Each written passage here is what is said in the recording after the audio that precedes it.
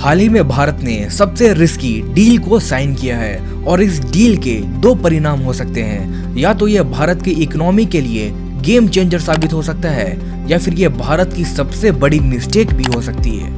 HAL, Hindustan Aeronautics Limited, they've signed a deal with Russia's United Aircraft Corporation. Together they will make the SJ-100 commuter jet in India. हम सब जानते हैं कि भारत और रसिया की partnership सदियों पुरानी है और दोनों देशों ने साथ मिलकर BrahMos, Sukhoi 30 MKI, T-90 tanks, AK-203 जैसे हाईली रिलायबल और सक्सेसफुल वेपन सिस्टम को डेवलप किया है। लेकिन इतिहास में ऐसा पहली बार हो रहा है कि भारत और रसिया साथ मिलकर एक कमर्शियल प्लेन को मैन्युफैक्चर कर रहे हैं। भारत की हिंदुस्तान एरोनॉटिक्स लिमिटेड और रसिया की यूनाइटेड एयर कॉर्पोरेशन साथ में कोलैबोरेट करके SJ-100 कमर्शियल प्लेन को भारत में ही मैन्युफैक्चर करेगी। इस डील से भारत ने बोइंग और एयरबस के डोमिनेंस को सीधे तौर पे चैलेंज किया है, क्योंकि SJ-100 बोइंग और एयरबस दोनों के लिए एक थ्रेट है, क्योंकि ये काफी कैपेबल एयरप्लेन है। लेकिन रसिया पे लगे सैंक्शन के कारण ये जेट वो दूसरे को नहीं बेच पाता और जब ये जेट भारत में बनने लगेंगे तो टेक्निकली ये जेट वर्ल्ड मार्केट के लिए ओपन हो जाएगी और ये बोइंग और एयरबस के डुओपोली के लिए सीरियसली चैलेंजिंग होगा।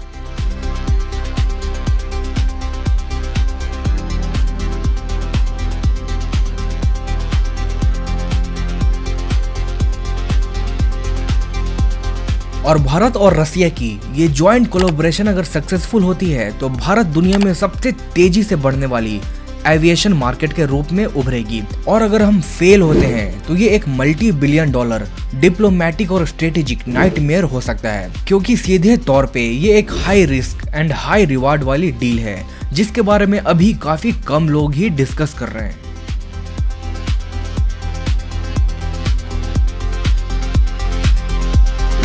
But first we need to know कि आखिर ये SJ-100 इतना खास क्यों है और भारत इतना बड़ा दांव इस पे क्यों लगा रहा है। SJ-100 twin engine narrow body domestic jet है। इसे सुखोई सुपर जेट के नाम से भी जाना जाता है। इस प्लेन ने 2008 में अपनी पहली उड़ान भरी थी और तब से लेकर आज तक इसके 236 से भी ज्यादा यूनिट्स बनाए जा चुके हैं। इसकी सीटिंग कैपेसिटी है लगभग 75 से 100 पैसेंजर्स की और इसकी रेंज है करीब 3500 किलोमीटर, यानी कि ये दिल्ली टू सिंगापुर या फिर मुंबई टू दुबई जैसे रूट्स को इजीली कवर कर सकती है। 2023 से पहले इसमें सैम 146 इंजन लगा था जिसे रसिया और फ्रांस ने साथ मिलकर डेवलप किया था, लेकिन सैंक्शंस के बाद फ्रांस ने इन इंजन्स के सप्लाई को बंद कर दिया, जिसके बाद रसिया ने indigenously develop PD-8 turbofan engine को अडॉप्ट किया। ईच PD-8 इंजन 8 टन का थ्रस्ट जनरेट करता है और ये engine bird strike test, fan blade malfunction test, icing test जैसे सभी सेफ्टी टेस्ट को पास कर चुका है। इस प्लेन को अक्सर रसिया के एक्सट्रीमली हार्श वेदर जहां टेम्परेचर -20 डिग्री भी चला जाता है, उन जगह पे भी इसे ऑपरेट किया जा सकता है, जिससे ये भारत के डिफरेंट जियोग्राफिकल रीजन्स में भी अडॉप्ट करने की क्षमता रखता है। और इस जेट की एक फीचर जो भारत के रीजनल कनेक्टिविटी के लिए गेम चेंजर साबित हो सकता है वो है इसकी low take off and landing runway की रिक्वायरमेंट, जिसे कई छोटे छोटे एयरपोर्ट्स पे भी इसे ऑपरेट किया जा सकता है।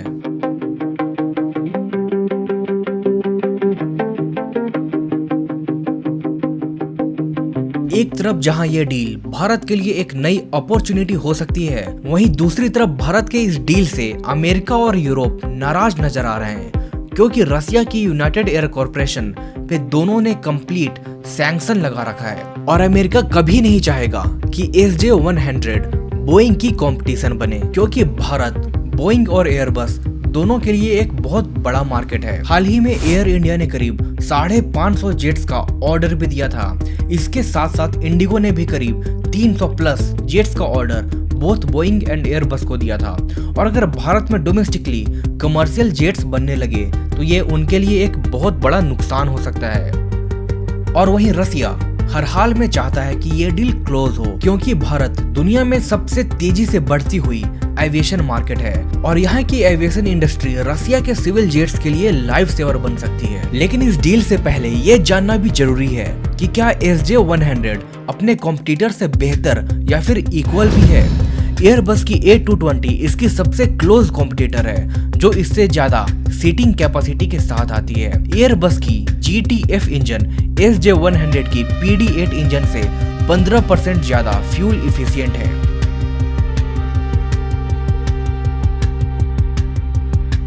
लेकिन रियल डिफरेंस प्राइस और प्रोडक्शन कॉस्ट में आती है। SJ100 की एस्टिमेट कॉस्ट जहां $30 मिलियन की है, वहीं एयरबस की कॉस्ट $90 मिलियन है। यानी कि एक एयरबस 220 की प्राइस में 3 SJ100 आ सकती है और ये बहुत बड़े मार्केट गैप को फिल करने में सक्षम है।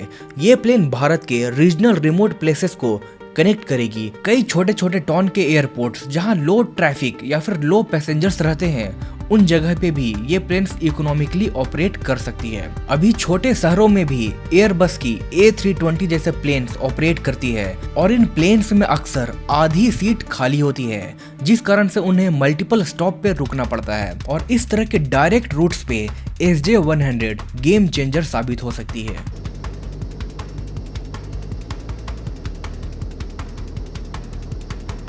अक्टूबर 2025 में जब SJ100 के प्रोडक्शन की MOU साइन हुई थी, तो राजनाथ सिंह ने इसे हिस्टोरिक डील बताया था। ये डील उड़ान स्कीम के अंडर में अफोर्डेबल एयर ट्रैवल के क्षेत्र में रिवॉल्यूशन लाएगा और ये भारत में बनी पहली कंप्लीट पैसेंजर एयरक्राफ्ट भी बन सकता है। भारत में इसके प्रोडक्शन हब के साथ साथ मेंटेनेंस एंड रिपेयर हब भी बनाया जाएगा, जिससे सारे रिपेयर्स एंड मॉडिफिकेशंस को भारत में ही किया जा सकता है। रिपोर्ट्स के अनुसार आने वाले 10 सालों में भारत के एविएशन सेक्टर में 200 डोमेस्टिक जेट और करीब 350 इंटरनेशनल जेट्स की रिक्वायरमेंट होगी और इन सभी रिक्वायरमेंट्स को SJ100 के थ्रू फुलफिल किया जा सकता है। आज SJ100 को 16 से ज्यादा एयरलाइंस यूज करती है, लेकिन फिर भी being a new commercial jet, ये सवाल अक्सर किया जाता है कि क्या ये सचमुच सेफ भी है, क्योंकि सैंक्शंस के कारण कई सारी सेफ्टी सर्टिफिकेशंस अभी भी पेंडिंग है।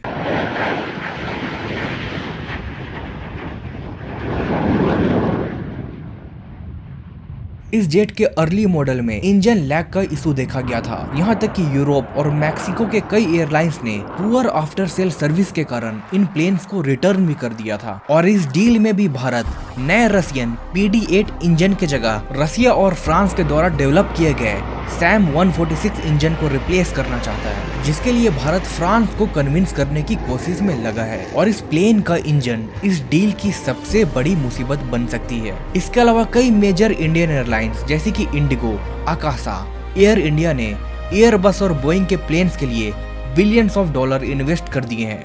ये एयरलाइंस काफी समय से इन प्लेन्स को ऑपरेट कर रही है। इस बीच बिल्कुल ही नए क्लास और नए ओरिजिन के प्लेन्स को ऑपरेट करना एक बड़ा चैलेंज हो सकता है। जबकि बोइंग और एयरबस के मुकाबले SJ100 काफी सस्ता होगा, फिर भी एयरलाइंस को अडॉप्ट करने में चुनौती आ सकती है। और सैंक्शंस के कारण इन प्लेन्स को कई सारे एंटी रशियन कंट्री में ऑपरेट नहीं किया जा सकता। हालांकि इसे यूरोप के अलावा पूरे Bharat, middle east, south eastern countries में ऑपरेट किया जा सकता है और ये इंडियन एयर ट्रैफिक के 90% रूट को कवर करता है। फिर भी सैंक्शन एक पॉइंट ऑफ कंसिडरेशन है। और HAL जो तेजस MK1A, सुखोई 30 MKI के प्रोडक्शन एंड मेंटेनेंस के साथ साथ 5th जेन AMCA को डेवलप करने में लगी है, इस सिविल एयरक्राफ्ट के प्रोडक्शन एंड मेंटेनेंस के लिए रेडी है? ये भी एक बड़ा सवाल है और ये सब सवाल इस डील के लिए एक बड़ी हर्डल बन सकती है। लेकिन भारत और रूस अगर साथ मिलकर इन सभी सवालों का जवाब ढूंढ लेते हैं, तो ये दोनों देशों के लिए विन विन सिचुएशन होगा। एक तरफ जहां रसिया सिविल एविएशन में ग्रैंड एंट्री लेगा, वहीं भारत एरोस्पेस जायंट बनकर उभरेगा, जहां बोइंग, एयरबस और सुखोई के प्लेन्स एंड कंपोनेंट्स को मैन्युफैक्चर करके पूरे वर्ल्ड में सप्लाई किया जाएगा।